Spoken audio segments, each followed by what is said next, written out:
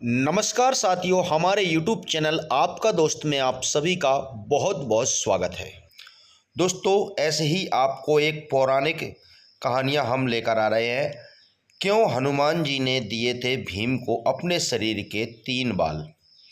दोस्तों, महाभारत की पौराणिक कहानियाँ हम बचपन से ही किताबों और टीवी सीरियलों में देखते आए हैं, लेकिन कुछ कथाएं ऐसी भी हैं जिन्हें आपने ना कभी पढ़ा होगा और ना ही सुना होगा। ये कथाएं अपने आप में बहुत अद्भुत हैं। आज इस पौराणिक कथा में हम आपको सुनाने वाले हैं एक कहानी, जब हनुमान जी ने भीम को अपने शरीर के 3 बाल दिए थे। पांडवों ने श्री कृष्ण की मदद से कौरवों पर विजय प्राप्त कर ली थी। अब हस्तिनापुर का राज्य पांडवों के अधीन था। धर्मराज युधिष्ठिर राजा बने थे। न्याय और धर्म की प्रतिमूर्ति महाराज युधिष्ठिर के राज्य में सब कुशल मंगल था। समस्त हस्तिनापुर आनंदमय जीवन व्यतीत कर रहा था। कहीं कोई किसी प्रकार का दुख नहीं था। एक दिन नारद मुनि राजा युधिष्ठिर के पास आए और कहा कि महाराज, आप यहाँ वैभवशाली जीवन जी रहे हैं, लेकिन वहाँ स्वर्ग में आपके पिता बड़े ही दुखी हैं। युधिष्ठिर ने नारद मुनि से पिता के दुखी होने का कारण पूछा तो उन्होंने बताया कि पांडु का सपना था कि वो राज्य में एक राज्य सूर्य यज्ञ कराएं, लेकिन वो अपने जीवन काल में नहीं करा पाए। बस इतनी सी बात से दुखी हैं। तब युधिष्ठिर ने अपने पिता की शांति के लिए राज्य सूर्य यज्ञ करने का फैसला लिया। इस यज्ञ में वो ऋषि पुरुष मृगा को बुलाने चाहते थे। ऋषि पुरुष मृगा भगवान शिव के परम भक्त थे। उनका ऊपर का हिस्सा पुरुष का था और नीचे का हिस्सा मृगा हिरण का, इसलिए उनका नाम पुरुष मृगा था। युधिष्ठिर ने अपने छोटे भाई भीम को आज्ञा दी कि भाई ऋषि पुरुष मृगा को ढूंढ कर लाएं ताकि यह यज्ञ संपन्न हो सके। भीम भाई की आज्ञा पाकर ऋषि पुरुष मृगा को ढूंढने चल दिए। एक जंगल से गुजरते हुए भीम को पवन पुत्र हनुमान जी दिखाई दिए। चूंकि भीम भी पवन वायु के पुत्र थे, तो इस नाते हनुमान जी और भीम दोनों भाई हुए। हनुमान जी ने अपने छोटे भाई भीम को अपने शरीर के 3 बाल दिए और कहा, ये बाल तुमको मुसीबत से बचाने में मदद करेंगे। काफ़ी दूर भटकने के बाद भीम ने आखिर ऋषि पुरुष मृगा को ढूंढ ही लिया। वो उस समय भगवान शिव का ध्यान लगाए बैठे थे।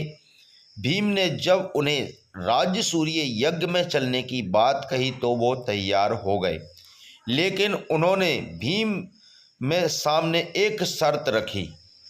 शर्त यह थी कि भीम को हस्तिनापुर ऋषि पुरुष मृगा से पहले पहुंचना था।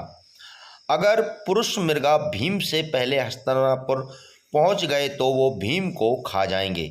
अब चूंकि ऋषि पुरुष मृगा का निचला हिस्सा हिरण का था, तो वो बहुत तेज दौड़ते थे।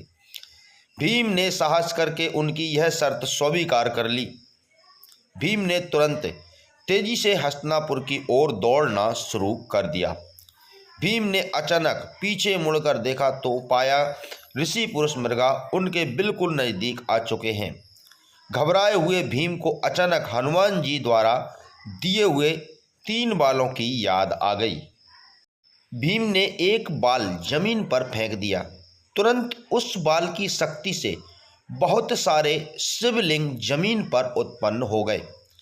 ऋषि पुरुष मृगा भगवान शिव के भक्त थे, इसलिए अब वो हर शिवलिंग को पूजते हुए आगे बढ़ रहे थे, जिससे उनकी चाल धीमी पड़ गई। अब थोड़ी देर बाद भीम ने फिर दूसरा बाल फेंका तो फिर बहुत सारे शिवलिंग उत्पन्न हो गए। इसी तरह भीम ने ऋषि पुरुष मृगा को पीछे रखने के लिए एक एक कर 3 बाल फेंक दिए, लेकिन जैसे ही भीम महल में घुसने ही वाले थे, तभी पुरुष मृगा ने उनके पांव पीछे से खींच लिए और भीम के पांव महल से बाहर ही रह गए। अब पुरुष मृगा भीम को खाने के लिए जैसे ही आगे बढ़े, तुरंत वहां राजा युधिष्ठिर और भगवान श्री कृष्ण आ गए। तब ऋषि पुरुष मृगा ने युधिष्ठिर से कहा कि अब आप ही न्याय करिए। राजा युधिष्ठिर ने अपना फैसला सुनाया कि भीम के पांव भी महल से बाहर रहे थे, इसलिए आप भीम के सिर फिर पैर खा सकते हैं। युधिष्ठिर के इस न्याय से पुरुष मृगा बेहद खुश हुए और उन्होंने भीम को जीवन दान दिया। फिर मंगल पूर्वक राज्य सूर्य यज्ञ संपन्न हुआ और ऋषि पुरुष मृगा सबको आशीर्वाद देकर फिर से अपने रास्ते पर निकल पड़े। तो दोस्तों, आपको यह कहानी कैसी लगी नीचे कमेंट करके ज़रूर बताइए। और दोस्तों, हमारे चैनल से ऐसी ही कहानी देखने के लिए हमारे चैनल से जुड़ जाइए, बेल के आइकन पर क्लिक करके, सब्सक्राइब के बटन को दबा करके। तो दोस्तों, अगली वीडियो में फिर मिलेंगे, जब तक के लिए नमस्ते।